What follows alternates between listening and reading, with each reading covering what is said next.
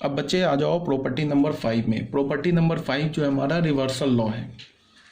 जैसे हमने ट्रांसपोज में रिवर्सल लॉ पढ़ा था ना, A B transpose is equal to B transpose into A transpose. फिर हमने क्या बोला था, A B C transpose is equal to C transpose B transpose A transpose. फिर इसको हमने जनरलाइज भी किया था सेम। फिर हमने एडजॉइंट में भी कुछ रिवर्सल टाइप बोला था, adjoint of A B is equal to adjoint of B into adjoint of A. ऐसा ही रिवर्सल लॉ जो है इनवर्स में भी है। जैसे मैं बोलूँ ना कि ए बी इनवर्स, तो ये किसके इक्वल होगा, B inverse into A inverse. इसका क्या मतलब है कि तुम ए मैट्रिक्स और बी मैट्रिक्स को पहले मल्टीप्लाई करके इन्वर्स लो, उसके बाद तुम ये किसके इक्वल होगा, B inverse into A inverse के इक्वल होगा।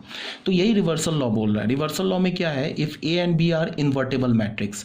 तो इन्वर्टेबल मैट्रिसेस बोलने का क्या मतलब है, determinant A is not equal to zero, determinant of B is not equal to zero of the same order, then show that A B is invertible. तो हमें क्या प्रूफ करना है, पहले हमें प्रूफ करना है कि A B matrix B invertible होगा। अगर ए इन्वर्टेबल है, बी इन्वर्टेबल है, तो A B matrix B invertible होगा, और ए बी मैट्रिक्स का जो इन्वर्स होगा वो होगा B inverse into A inverse. ये हमें प्रूफ करना है।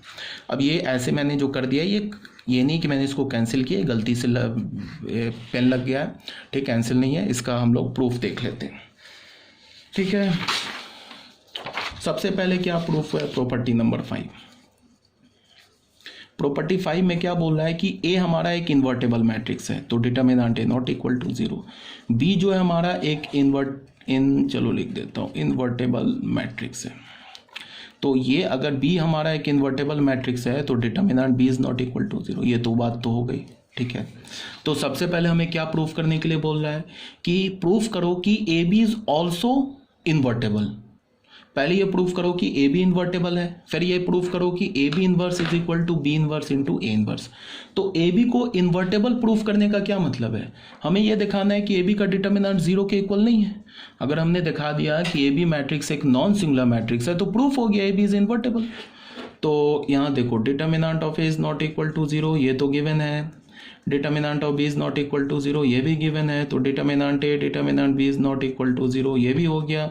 यहाँ से हो गया determinant of A B is not equal to zero, this implies A B is invertible. A B is ये हो गया इनवर्टेबल। ए बी क्या हो गया हमारा, इनवर्टेबल हो गया। तो ए बी इनवर्टेबल हो गया तो इसका मतलब ए बी इनवर्स एग्जिस्ट कर गया। ये तो हमारा फर्स्ट पार्ट प्रूफ हो गया कि ए बी इज इन्वर्टेबल, ये हमने प्रूफ कर दिया। अब हमें क्या प्रूफ करना है कि ए बी का जो इन्वर्स होगा वो होगा B inverse into A inverse, ये हमें प्रूफ करना है। अब तो कोई बात नहीं है, शुरू हो जाते हैं।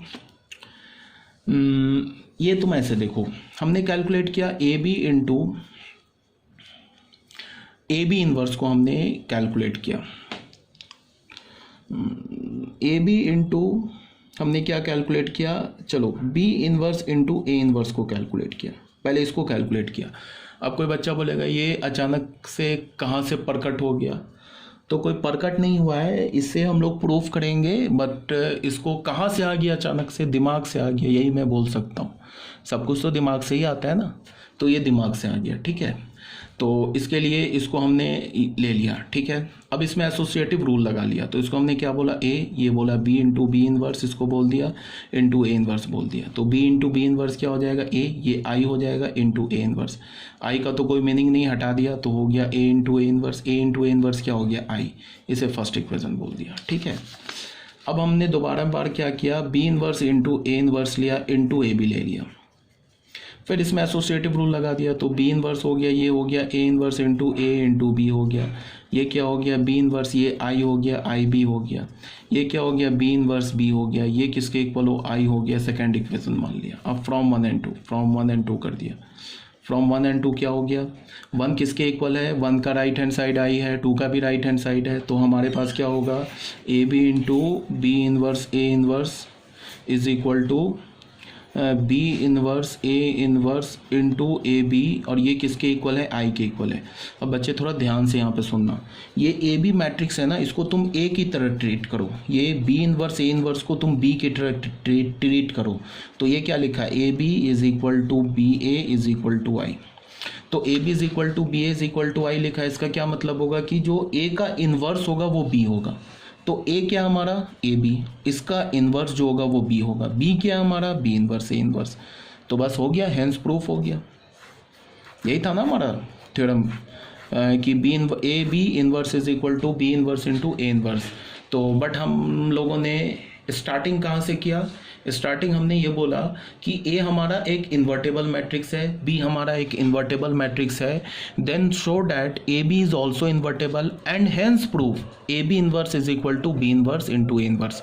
तो हमने कैसे प्रूफ किया, हमने प्रूफ किया कि सबसे पहले हमने क्या बोला कि ए एक इन्वर्टेबल मैट्रिक्स है तो determinant is not equal to zero, B एक इन्वर्टेबल मैट्रिक्स है तो determinant B is not equal to zero. तो अगर ए का डिटर्मिनेंट जीरो नहीं है, बी का डिटर्मिनेंट जीरो नहीं है, तो A determinant of A into determinant of B भी जीरो नहीं है, तो इसका मतलब डिटर्मिनेंट ऑफ ए बी भी जीरो नहीं है, इसका मतलब कि ए बी इन्वर्टेबल है। ये हो गया। उसके बाद सबसे पहले हमने ये आइडेंटिटी लिया, A B into B inverse into A inverse is equal to A into, यहाँ पे एसोसिएटिव रूल लगा लिया, तो ये क्या हो गया आई, फिर आई को हटा दिया तो ये फिर ए इंटू ए इन्वर्स हो गया जो कि आई के इक्वल हो गया। फिर हमने इसको पलट के ले लिया, फिर यहाँ पे एसोसिएटिव रूल लगा दिया, इसको हमने सेकंड इक्वेशन मान लिया, ये भी आई के इक्वल है, ये भी आई के इक्वल है, तो from 1 and 2 left hand side equal कर दिया।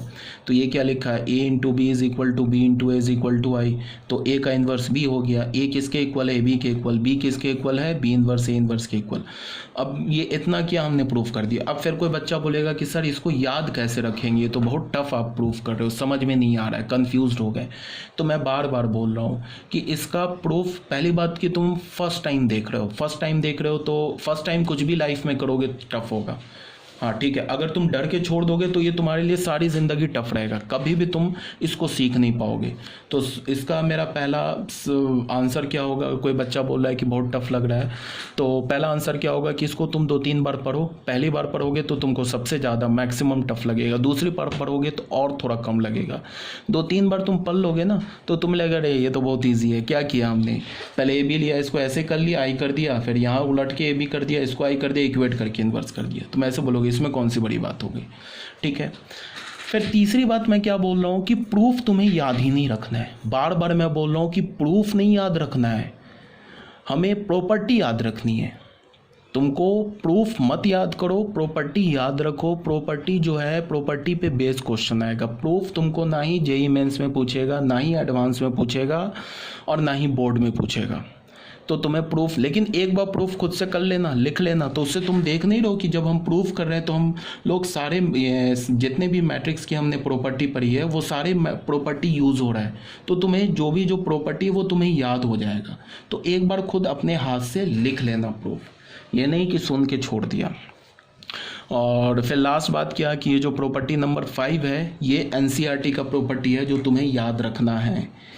एनसीईआरटी का प्रॉपर्टी है, आई थिंक मेरे पास अगर बुक पड़ी है तो मैं तुम्हें दिखा दूँ। हाँ बुक मिल गई तो मैं तुम्हें दिखा दे रहा हूँ। ये जो है ना, ये बेटा एनसीईआरटी का प्रॉपर्टी है, देख लो। एनसीईआरटी बच्चों की बुक रहती है, उस रह जाती है। किसी को एनसीईआरटी बुक चाहिए होगा तो बोल देना, मेरे पास 10-12 बुक पड़ी है 11th की भी, और 10-12 बुक पड़ी है 12th की भी। मैं हमेशा सोचता हूँ या तो बच्चों को बांट दूँ या तो फिर लाइब्रेरी में दे दूँ, पड़ी है मेरे पास। तो अगर किसी को चाहिए होगा तो ले लेना, जब ये खुलेगा ना हम लोग क्लास में आ जाएंगे, 1-to-1 हमारी क्लास होगी फेस टू फेस, तो ये ले लेना बुक अगर चाहिए होगा तो, ठीक है। देख लेते हैं, कहीं पे शायद लिखा हुआ है ये प्रॉपर्टी, मैंने देखा है इसको, 1 मिनट। नहीं है, ऐसा कैसे हो सकता है यार,